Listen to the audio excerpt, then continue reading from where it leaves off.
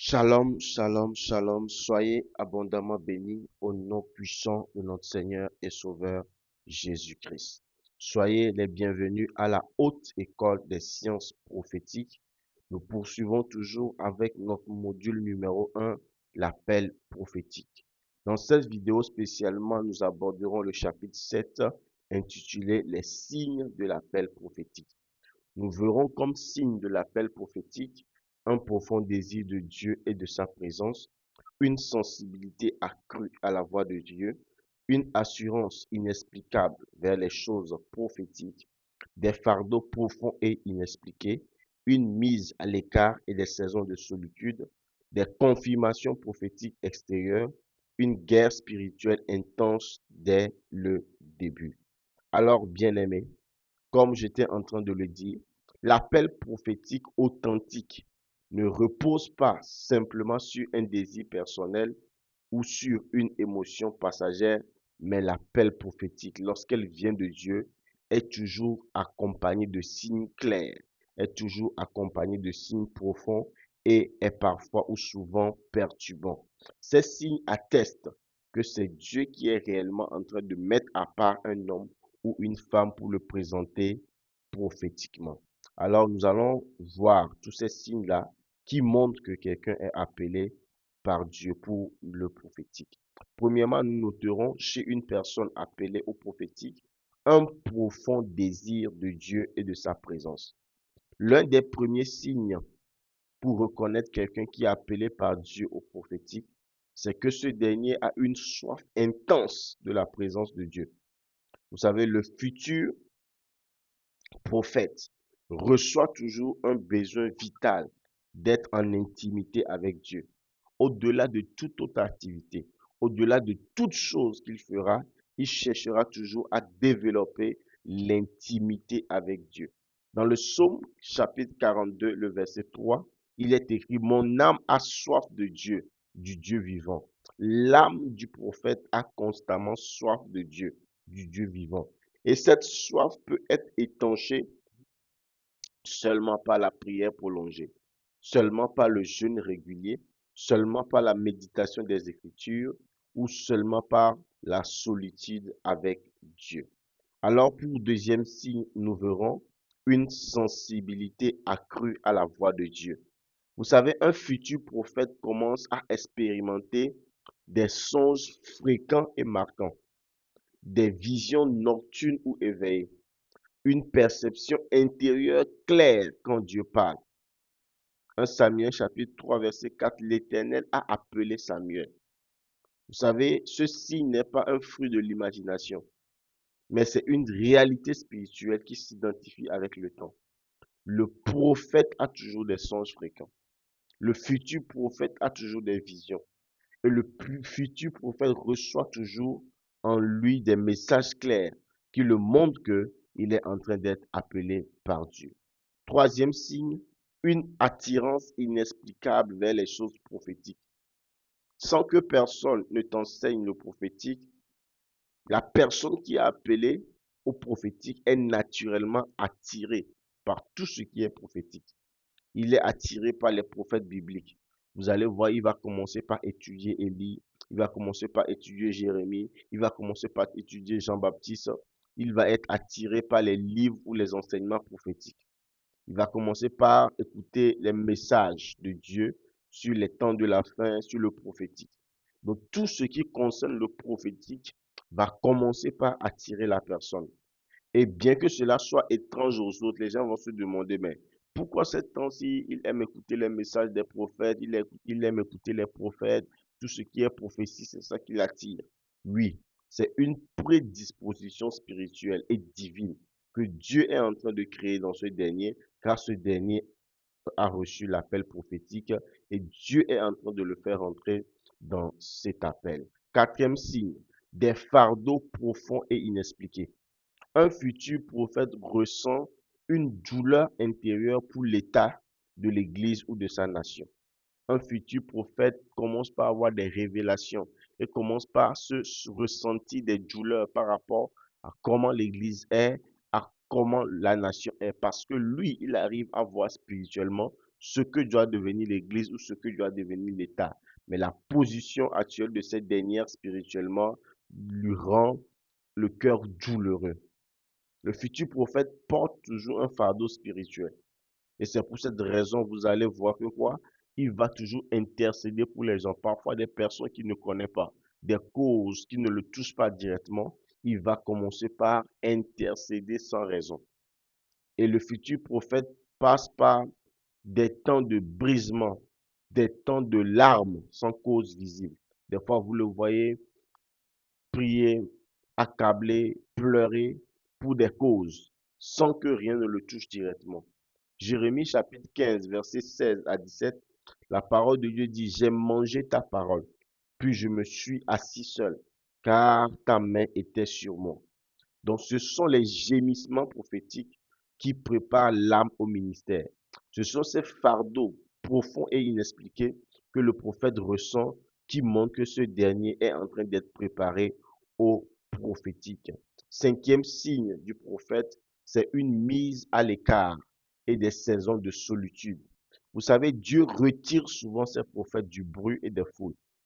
Dieu amène toujours le prophète qu'il est en train de préparer dans des saisons de désert. Ce n'est pas pour le punir, mais c'est pour le former.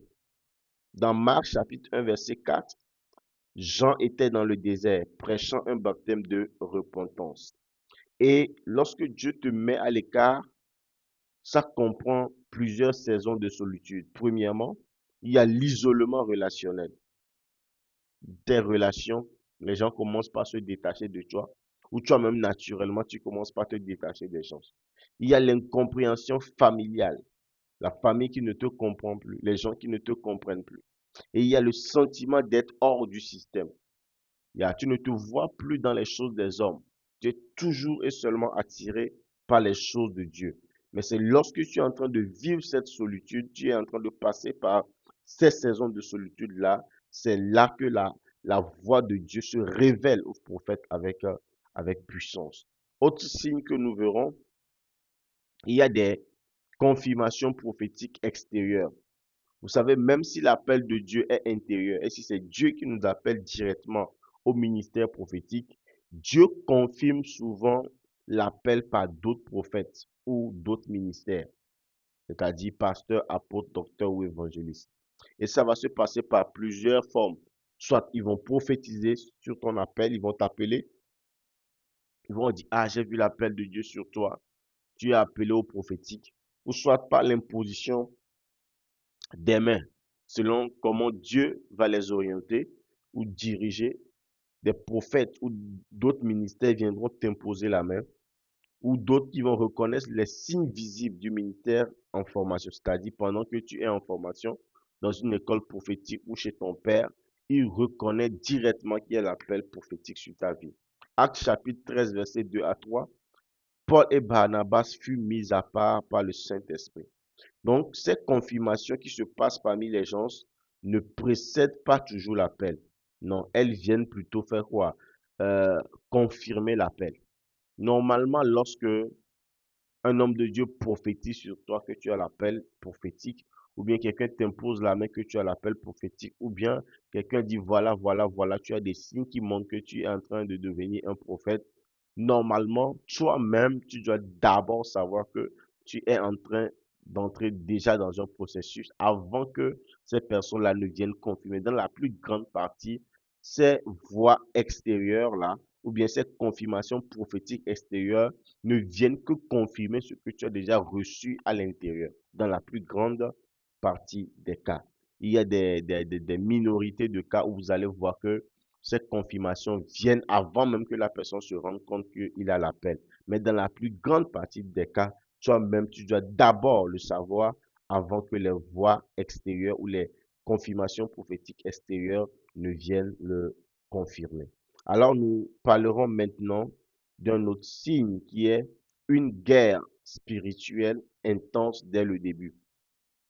Vous savez, lorsqu'un prophète est appelé, dès que le prophète est appelé par Dieu, dès qu'un prophète réalise son appel, découvre son appel ou reçoit la confirmation extérieure de son appel, l'enfer réagit toujours. L'enfer réagit toujours. Donc, lorsqu'on commence par t'appeler prophète de gauche à droite, sache que l'enfer, le diable, le monde des ténèbres aussi a entendu. Ils vont commencer par t'affronter. Et différents types d'affrontements, soit par des attaques mentales. Les prophètes sont des personnes qui sont plus attaquées mentalement par la folie, le surmenage, la dépression, etc. Par des tentations intenses. Les prophètes sont tellement tentés. L'enfer cherchera à te faire tomber par tous les moyens, par des oppositions injustes, des gens qui vont se lever contre toi, des gens qui vont te critiquer, des gens qui vont mal parler de toi, par des luttes intérieures violentes, par des luttes intérieures violentes. À l'intérieur de toi-même, il y aura des luttes. Il y aura des luttes à l'intérieur de ta propre personne. Mais tout cela fait partie du processus. Lorsque tu es attaqué, tenté, tu ressens des oppositions, il y a des combats dans ta vie, en tant que prophète, sache que ça fait partie de la formation. Jérémie chapitre 1 verset 5 dit, avant que je t'ai formé dans le ventre de ta mère, je t'avais consacré. Vous savez, Satan sait que votre appel va déranger ses plans. Satan sait que si vous laisse devenir prophète, il est foutu. Donc c'est pour cela, dès le début, dès que vous découvrez votre appel, il va commencer par vous attaquer sur tous les fronts. Alors pour évaluation personnelle, la question est de savoir, est-ce que tu es appelé au prophétique? Premièrement, as-tu une soif constante de Dieu et de sa présence? Deuxièmement, ressens-tu un fardeau que tu ne peux expliquer? Est-ce que tu es attiré par la dimension prophétique depuis longtemps? Traverses-tu des déserts et des combats spirituels intenses? As-tu reçu des paroles confirmant ton appel prophétique? Voilà les questions dont il faut se servir pour s'évaluer ou évaluer son appel prophétique. Alors, bien-aimés, prions ensemble pour discerner et accepter l'appel prophétique. Dis avec mon Seigneur, si tu m'as choisi pour te représenter prophétiquement, ouvre mes yeux pour reconnaître ton appel. Donne-moi le courage de l'accepter. Donne-moi la force de m'y soumettre. Délivre-moi de la peur.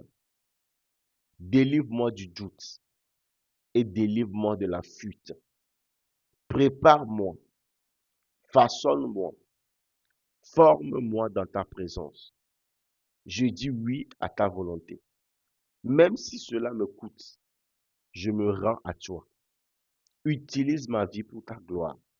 Au nom de Jésus-Christ. Amen. Bien-aimés, soyez abondamment bénis. C'était la haute école des sciences prophétiques avec le docteur Bernard Hanouman. Dans une prochaine vidéo, nous aborderons le chapitre 8, les différentes dimensions de l'appel prophétique. D'ici là, portez-vous bien et que le Seigneur protège vous et vos familles au nom de Jésus-Christ. Amen. Bye bye.